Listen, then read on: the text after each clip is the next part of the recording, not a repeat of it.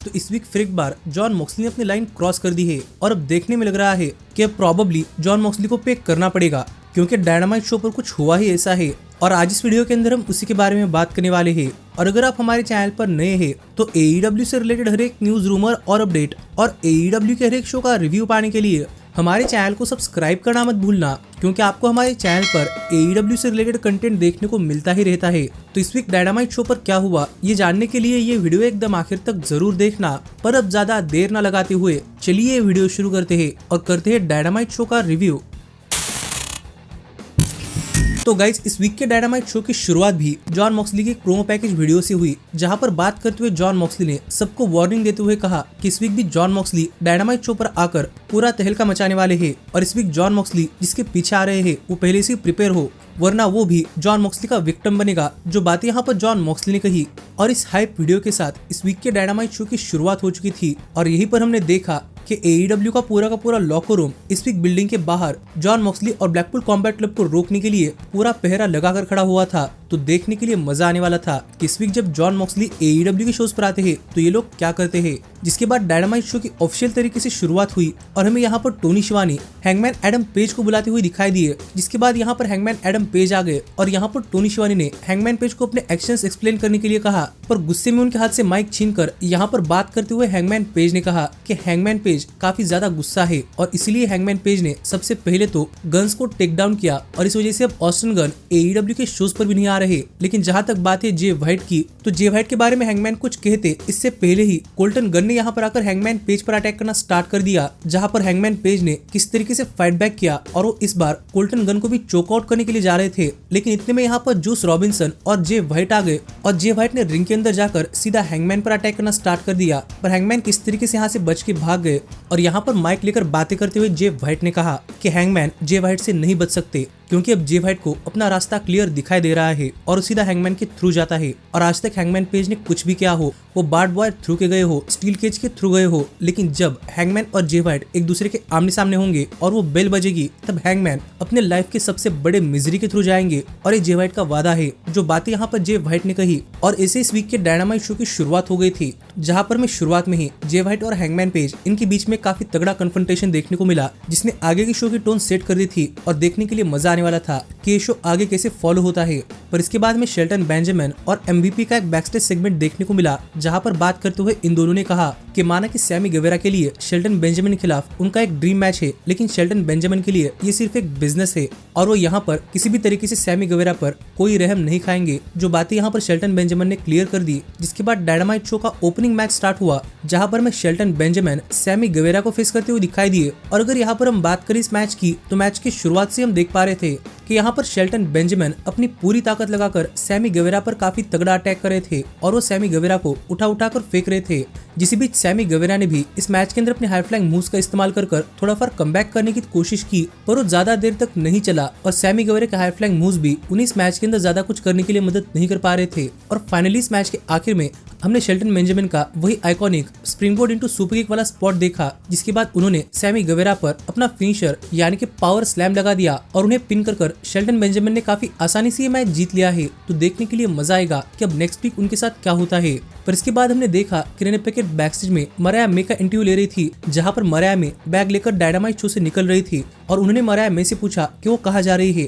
लेकिन मराया मे ने कहा कि उनका सामान नहीं है, ये एना जे का है। ये कहकर उन्होंने यहाँ पर एना जे के सामान को फेंक दिया और वो यहाँ पर एना जे के बारे में बातें कर ही रही थी। कितने में एना जे ने यहाँ पर आकर मराया मे पर अटैक करना स्टार्ट कर दिया, जो देखकर यहाँ पर क्रिस्टोफर डेनियल्स ने आकर इन दोनों सुपरस्टार्स को सेपरेट किया। तो देखना पड़ेगा कि आगे इनके बीच में क्या होता है। लेकिन इसके बाद हमें शो पर विल ऑस्प्रे और काइल फ्लेचर के लिए एक हाइप वीडियो देखने को मिला, जहां पर हमें इन दोनों की जर्नी दिखाई गई। जिसके बाद टोनी शिवानी ने डायनामाइट शो पर काइल फ्लेचर और डॉन कैलिस को बुलाया और यहाँ पर आकर बातें करते हुए काइल फ्लेचर अपने एक्शंस एक्सप्लेन करने वाले थे। और माइक लेकर काइल फ्लेचर ने कहा कि जब काइल फ्लेचर पहली बार AEW के अंदर आए थे, तो यहाँ पर सभी लोग काइल फ्लेचर को AEW के नेक्स्ट बिग थिंग कह रहे थे, क्योंकि काइल फ्लेचर यंग है, स्ट्रॉन्ग है और सबसे तगड़े है। लेकिन जैसे विल ऑस्प्रे AEW के अंदर आए, तो सब लोग यही सब सेम चीजें विल ऑस्प्रे के बारे में कहने लगे और काइल फ्लेचर को पॉसिबली नेक्स्ट विल ऑस्प्रे कहने लगे। और ये सुनकर काइल फ्लेचर को काफी बुरा लगा, क्योंकि काइल फ्लेचर अब तक AEW के अंदर सक्सेस की सीढ़ी चढ़ तो रहे थे, लेकिन जैसे विल ऑस्प्रे आए वैसे उन्होंने उनकी सक्सेस को ओवरशैडो कर दिया। और इस चीज से काइल फ्लेचर विल ऑस्प्रे से काफी ज्यादा गुस्सा है कि काइल फ्लेचर कुछ भी कर ले, लेकिन आखिरकार जब तक विल ऑस्प्रे उनके साथ रहेंगे सभी लोग विल ऑस्प्रे का ही नाम लेंगे और काइल फ्लेचर को नहीं चाहिए था। इसीलिए काइल फ्लेचर अपने आप के लिए ही सेल्फिश रीजंस की वजह से विल ऑस्प्रे पर टर्न हो गए हैं। जो बातें यहाँ पर काइल फ्लेचर ने रिवील की और मुझे लग ही रहा था कि हमें कुछ इसी तरीके का एक्सप्लेनेशन देखने को मिलेगा, लेकिन यही पर बात करते हुए काइल फ्लेचर ने कहा कि मानो कि लोग कितना भी कह ले पर काइल फ्लेचर विल ऑस्प्रे जैसे नहीं है, वो विल ऑस्प्रे से बेटर है और अगर विल ऑस्प्रे को काइल फ्लेचर से प्रॉब्लम है तो नेक्स्ट वीक आकर काइल फ्लेचर से मिल सकते हैं, पर अब से वो विल ऑस्प्रे जैसे बिल्कुल नहीं है। ये कहकर काइल फ्लेचर ने यहाँ पर एक ट्रिमर लेकर अपने बाल शेव कर दिए और फिर एक बार चिल्लाते हुए कहा कि हाँ वो विल ऑस्प्रे से बेटर है। तो देखने के लिए मजा आएगा कि काइल फ्लेचर अब अपने आप को प्रूव करने के लिए इतना डिटरमाइन हो चुके हैं, तो आगे उनके साथ क्या होता है। लेकिन इसके बाद में शो पर रेने पिकेट बैकस्टेज में रिकोचेट का इंटरव्यू लेती हुई दिखाई दी, जहां पर बात करते हुए रिकोचेट ने कहा कि रिकोचेट ने पहले ही कहा है कि उन्हें फर्क नहीं पड़ता कि कनुज की चिकित्सा कहां पर है, रिकोचेट उनके पीछे जाने वाले हैं जब तक कि उन्हें इंटरनेशनल चैंपियनशिप नहीं मिलती। जो बातें रिकोचेट कर ही रहे थे,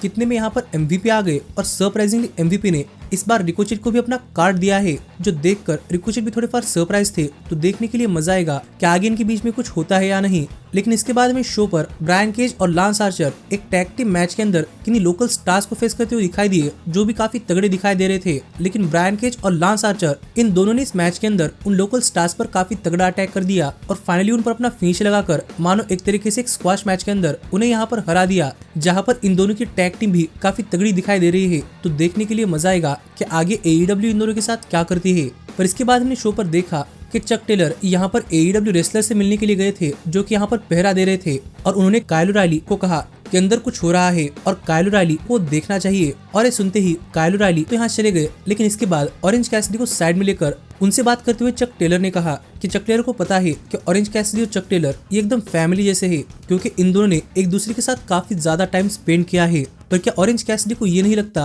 कि ऑरेंज कैसिडी ने AEW रेसलर्स के साथ भी उतना ही टाइम स्पेंड किया है जितना कि उनके साथ? तो क्या वो उनकी फैमिली नहीं है और क्या वो उनके लिए नहीं लड़ेंगे? जो बातें चक टेलर ने ऑरेंज कैसिडी से कही और वो ऑरेंज कैसिडी को बैकस्टेज ले गए और यहाँ पर देखने में लग रहा था कि चक टेलर चाहते हैं कि ऑरेंज कैसिडी AEW के लिए जॉन मॉक्सली के खिलाफ फाइट करे, पर उन्हें नहीं पता था कि आगे उनके साथ ही क्या होने वाला है। पर आगे शो पर हमें मार्क ब्रिस्को क्रिस जेरिको को एक लैडर्स वॉर्स मैच के अंदर फेस करते हुए दिखाई दिए, जहां पर इस मैच के अंदर उनकी चैंपियनशिप भी ऑनलाइन थी। और मैच शुरू होते ही ब्रिस्को ने रिंग के अंदर लैडर फेंक दी, जिससे जेरिको पहले से डिस्ट्रैक्ट हो गए थे और इस चीज का फायदा उठाकर ब्रिस्को ने जेरिको पर काफी तगड़ा अटैक कर दिया और उन्हें टेबल्स के थ्रू भी फेंक दिया। और वो यहाँ पर फिर एक बार जेरिको पर अटैक करते करते उन्हें इस बार लैडर्स के थ्रू फेंकना चाहते थे, पर जेरिको साइड में हट गए और मार्क ब्रिस्को ही लैडर्स के थ्रू गए, जिससे कि जेरिको इस मैच के अंदर अपना कमबैक कर पाए और जेरिको ने लैडर्स लेकर मार्क ब्रिस्को पर अटैक करना स्टार्ट कर दिया। ऐसे में ही मार्क ब्रिस्को का इस मैच से खून भी निकला और हमें जेरिको और मार्क ब्रिस्को इन दोनों के बीच में काफी तगड़ा एक्शन भी देखने को मिल रहा था। और इसी बीच एक टाइम के लिए मार्क ब्रिस्को ने जेरिको को टेबल्स के ऊपर लेटाया और वो लैडर के ऊपर चढ़कर जेरिको पर अटैक करना चाहते थे,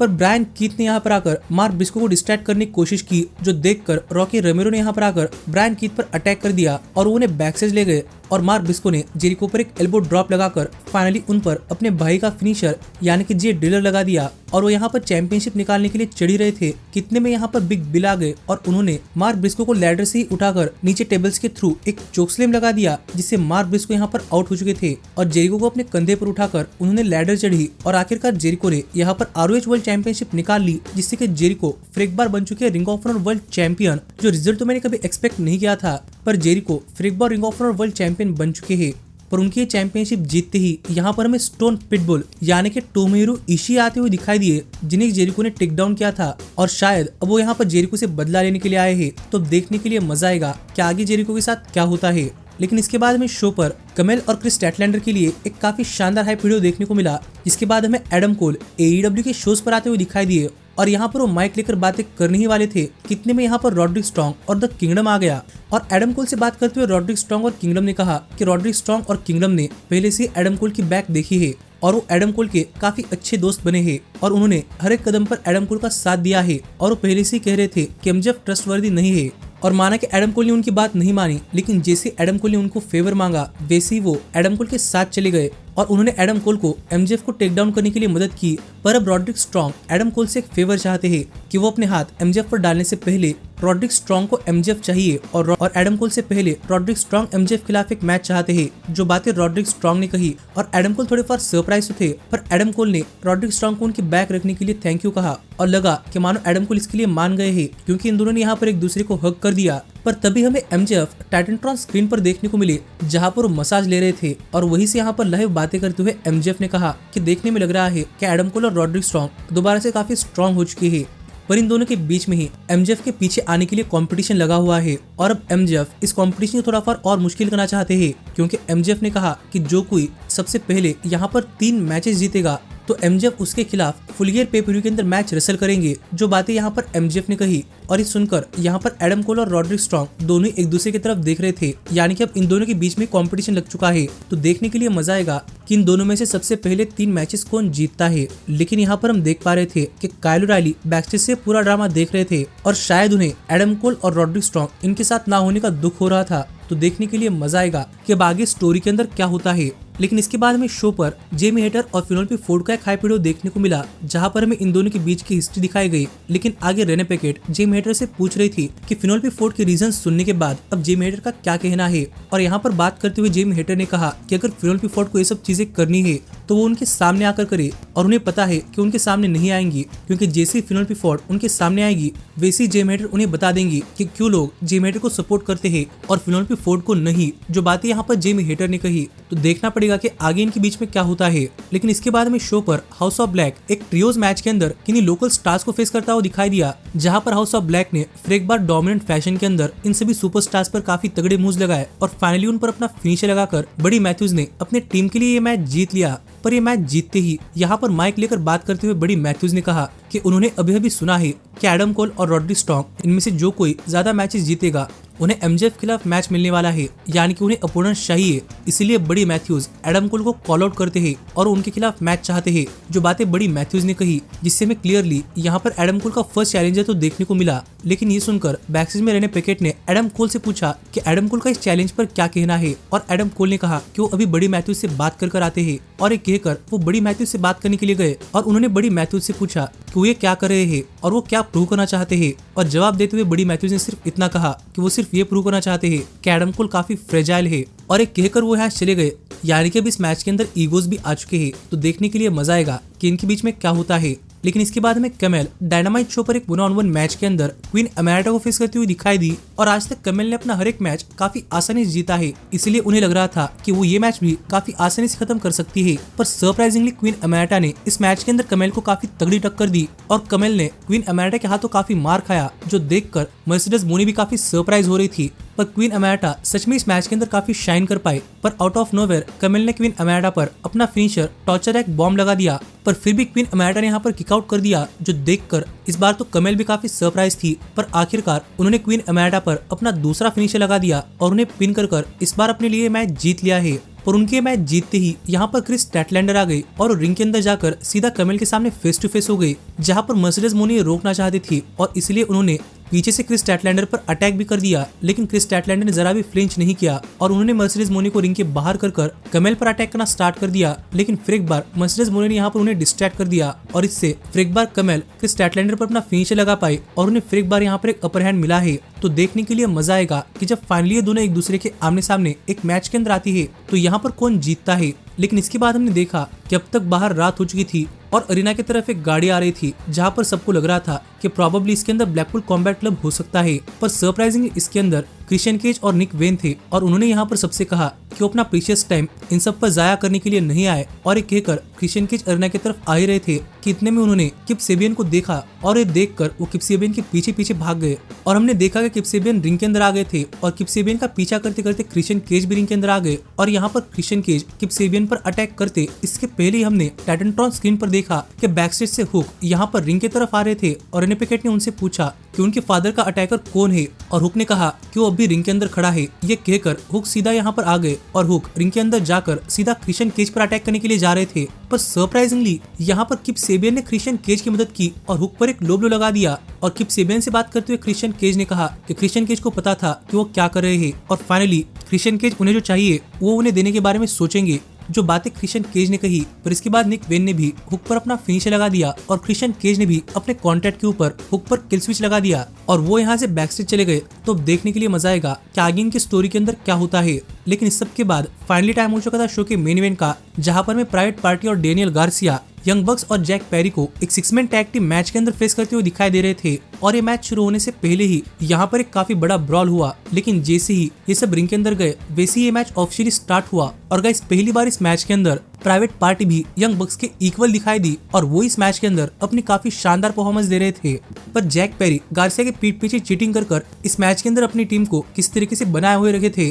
जिसी बीच हमें यहाँ पर काफी शानदार मूव्स और काफी जबरदस्त एक्शन भी देखने को मिला और लग रहा था कि ये मैच किसी भी पॉइंट पर खत्म हो सकता है। और यही पर हम देख पा रहे थे कि इस मैच में एक पॉइंट के लिए जब यंग बक्स अपने फिनिशर के लिए जा रहे थे तो प्राइवेट पार्टी ने इसे रिवर्स कर एक रोल अप पिन के अंदर कन्वर्ट कर लिया और यहाँ पर प्राइवेट पार्टी ने यंग बक्स को पिन कर ये मैच जीत लिया है, जो देखकर पूरा का पूरा क्राउड भी काफी शॉक था और उन्होंने दिस इज ऑसम के चैंट्स भी कर दिए। लेकिन प्राइवेट पार्टी ने यहाँ पर माइक लेकर यंग बक्स को फिर एक बार उन्हें एक रीमैच देने के लिए कहा, लेकिन यंग बक्स यहाँ पर मना कर यहाँ से बैकस्टेज जा रहे थे। लेकिन यहाँ पर आइजिया कैसिडी ने यंग बक्स को एक ऑफर दी कि अगर इस बार प्राइवेट पार्टी यंग बक्स के खिलाफ टैग टीम चैंपियनशिप्स के लिए हार जाएगी तो प्राइवेट पार्टी ऑफिशियली स्प्लिट हो जाएगी। और ये सुनकर यहाँ पर यंग बक्स काफी ज्यादा इंट्रिग हो गए और उन्होंने ये चैलेंज एक्सेप्ट कर लिया। पर ये सुनकर मार्क क्विन तो उतने खुश नहीं थे और उन्हें लग रहा था कि आइजिया कैसिडी इसके लिए मान कैसे गए। पर इतने में हमने टाइटनट्रॉन स्क्रीन पर देखा कि बैकस्टेज में ब्लैकपूल कॉम्बैट क्लब की गाड़ी आ चुकी थी और सभी ब्लैकपूल कॉम्बैट क्लब पर अटैक करने के लिए रेडी था। लेकिन गाड़ी से सिर्फ मरीना शेफर्ड निकली,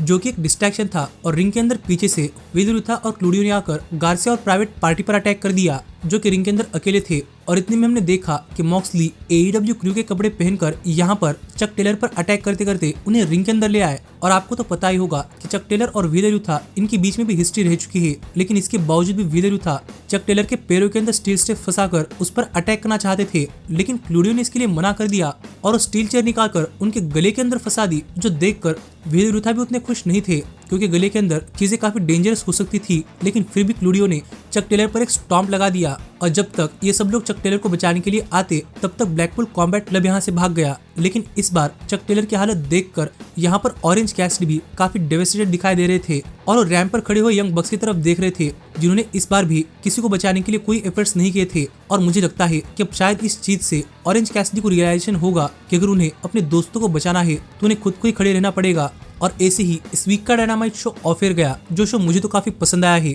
और मुझे लगता है कि अब इस चीज के बाद orange Cassidy definitely John Moxley के पीछे जाने वाले हैं। जिस पर आपका क्या कहना है आप मुझे कमेंट कर बताइए। पर ऐसे ही AEW से रिलेटेड हर एक न्यूज, रूमर और अपडेट और AEW के हर एक शो का रिव्यू पाने के लिए हमारे चैनल को सब्सक्राइब करना मत भूलना। पर अब मैं मिलता हूँ आपसे अगली वीडियो के अंदर, पर तब तक stay healthy, stay happy and keep watching elite wrestling. Hey, did you like that video?